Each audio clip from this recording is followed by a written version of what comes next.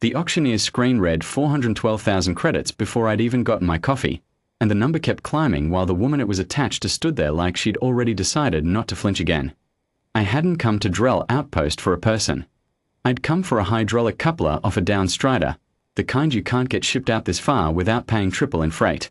The auction floor was a side business. The debt court ran bodies same as it ran scrap, contracts for indentured labor, prisoners of collapsed governments, whatever washed up on a dead moon with no one left to claim it. I usually didn't look twice. I looked twice. She was chained at the wrists, not the ankles, which told me the broker wanted her mobile for display. Pale grey skin with a faint sheen under the auction lights, dark eyes too large for a human face, a collar at her throat with a contract seal welded into it instead of a lock.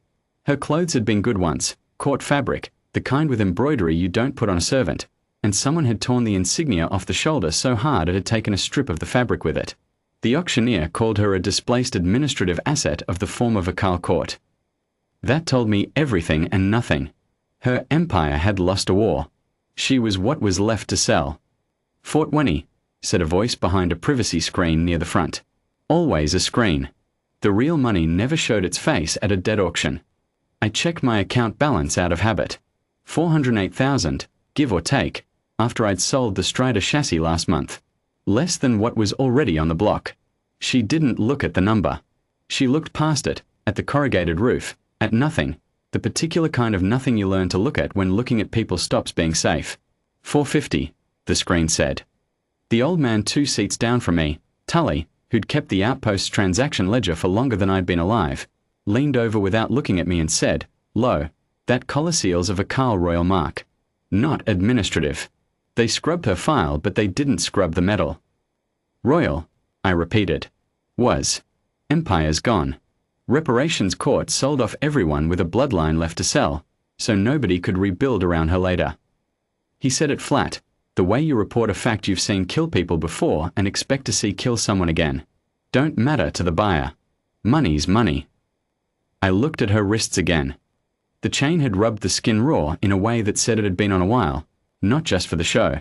470, the screen said, bored. I didn't have 470,000 credits.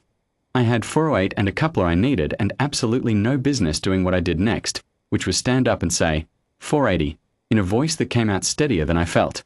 The whole row turned to look at the human in a coupling-stained jacket who clearly didn't have it.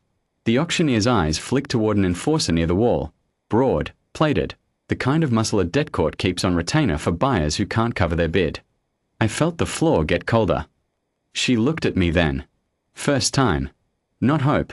I want to be clear, it wasn't hope, not yet. It was the look of someone recalculating a threat that had just changed shape. "You don't have that," the screen voice said, almost amused. "I've got 408 in the account and a Strider hull worth 60 more sitting in my yard with clear title," I said. "Documented. I'll sign it over before the gavel if I have to." Tully, beside me, didn't move, but I heard him exhale the kind of breath a man lets out when he's deciding whether to get involved. Then he said to the auctioneer, loud enough to carry, "His hull's clean. I logged the salvage myself 3 weeks back. He's good for it." The enforcer didn't relax, but he didn't move either. The screen went quiet for 11 long seconds. I counted them, because counting things is what I do with my hands when I can't do anything useful with them. And then the screen said, 485, like it cost them nothing, which it probably didn't. 490, I said, and I had no idea where that number was going to come from, and I said it anyway. The room held its breath the way rooms do when a bid stops being a number and starts being a dare. The screen went dark. No counter. Whoever was behind her had calculated, same as the Empire had calculated her, same as everyone on that floor calculated everything, that a displaced asset with a scrubbed file wasn't worth the trouble of beating a fool who'd go into debt for her. They were probably right about the debt part. The gavel came down. 490,000 credits, against assets I didn't fully have, for a woman I'd never spoken to. She didn't smile. She watched me walk up to the block like she was still waiting for the part where it turned out to be a worse deal than the one she'd had. "I'm Wes," I said, because it seemed like the kind of thing you say to a person, not a thing you say to an asset. "Callaway. I run the salvage operation past the second ridge." "Saren," she said. Just that. Her voice was rough from disuse, or from screaming at some point I didn't ask about. "Vakal." She said the second name like she expected me to flinch at it, or to suddenly remember I'd bought something more dangerous than I'd planned for. I didn't flinch. I'd already spent the money. The name didn't change the bill. The broker's clerk handed me the contract chip and the collar release code on a slip of plastic. The whole transaction smaller and more bureaucratic than 490,000 credits had any right to be. "Congratulations on your acquisition," the clerk said, like I'd bought a generator. "She's not an acquisition," I said. "Where do I sign so the contract's mine and not the court's?" The clerk blinked, like that was a strange thing for a man to ask after going into debt for the privilege of owning someone. I signed where he pointed. Took the chip. Took her. We didn't talk on the walk back to the yard.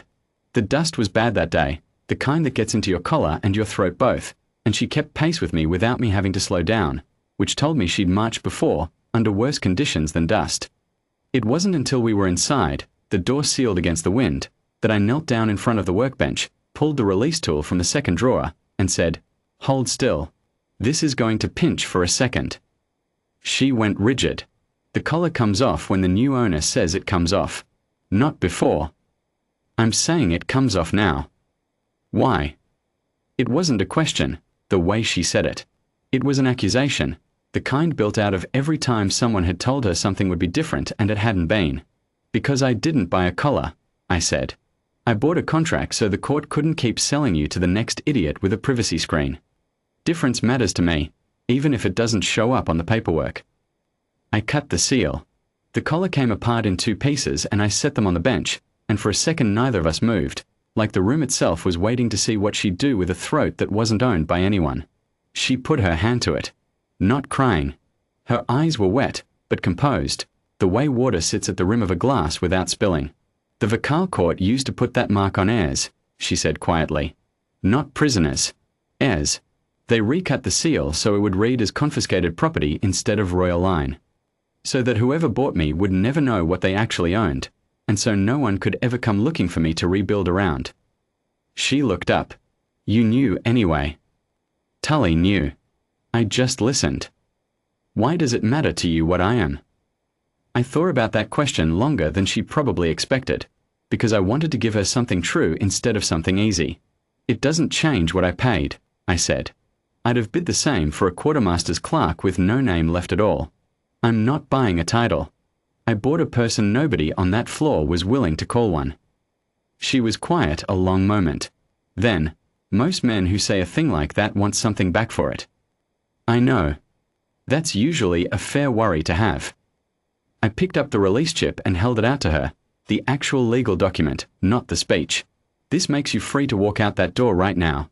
No court, no contract, no debt to me. There's a transport hub 4 hours that way if you want a different life than a salvage yard." She took the chip, turned it over once in her fingers that, I noticed now, had calluses in the wrong places for a court administrator and exactly the right places for someone who'd had to fight for things with her own hands more than once. "And if I don't want a different life," she said. "If I want this one. Then there's a cot in the back room and more coupling grease than any sane person should own, and nobody here is going to ask you to be an empress about it."